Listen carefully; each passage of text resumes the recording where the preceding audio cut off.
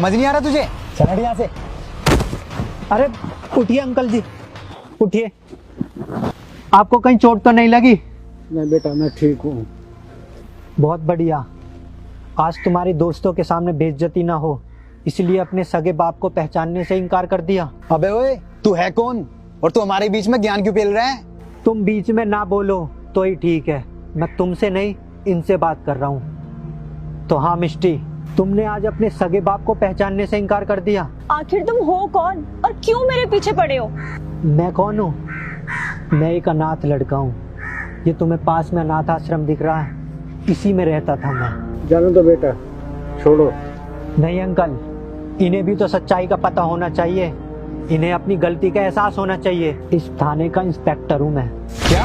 हाँ, और आज मैं जो कुछ भी हूँ सिर्फ और सिर्फ आपके पिताजी की वजह से हूँ। मेरे पास रहने के लिए घर नहीं था, खाने के लिए खाना नहीं था, पढ़ने के लिए किताबें नहीं थी, लेकिन तुम्हारे पिताजी ने मुझे सब कुछ दिया जिससे मैं अपनी पढ़ाई पूरी कर सकूं, जिंदगी में आगे बढ़ सकूं। और आज मैं इस मुकाम पर पहुंच पाया हूं तो सिर्फ तुम्हारे पिताजी की वजह से। जब मैं अपनी ज़िंदगी में कामयाब हो गया तो मैं इनके पास आया। इनसे मैंने कहा कि ये मेरे घर चलिए, मेरे साथ रहिए, लेकिन आपके पिताजी बहुत स्वाभिमानी निकले। इन्होंने मेरे साथ चलने से इनकार कर दिया।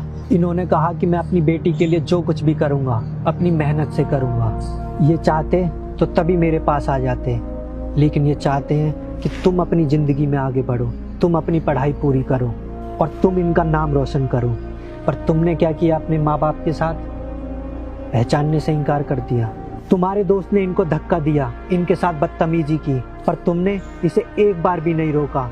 तुमने एक बार भी नहीं सोचा कि ये तुम्हारे पिताजी हैं, इनके साथ ऐसा व्यवहार ना करो। तुम लोगों को शर्म आनी चाहिए, बड़े बुजुर्ग के साथ ऐसा व्यवहार करते हैं। सॉरी अंकल जी, मुझे ना पता नहीं था कि आप मिष्टी के पापा हो। मुझे आप माफ़ कर दो। पता भी कैसे होता, इन्होंने पहचानने से इनकार कर दिया था। मुझे माफ कर दीजिए पापा।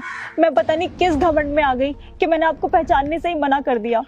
पापा, मैं आपकी गुनहगार हूँ, प्लीज भगवान के लिए मुझे माफ कर दीजिए। माफी? तुमने इतनी बड़ी गलती की है कि तुम्हें इस गलती की माफी नहीं मिल सकती। तुम्हें मालूम भी है जिन बच्चों के माँ बाप नहीं होते उन्हें अपनी जिंदगी में कितनी मुसीबतों का सामना करना पड़ता है, उन्हें क्या क्या झेलना पड़ता है। तुम्हारे माँ बाप तुम्हारे साथ हैं, लेकिन तुम्हें इनकी अहमियत का नहीं पता।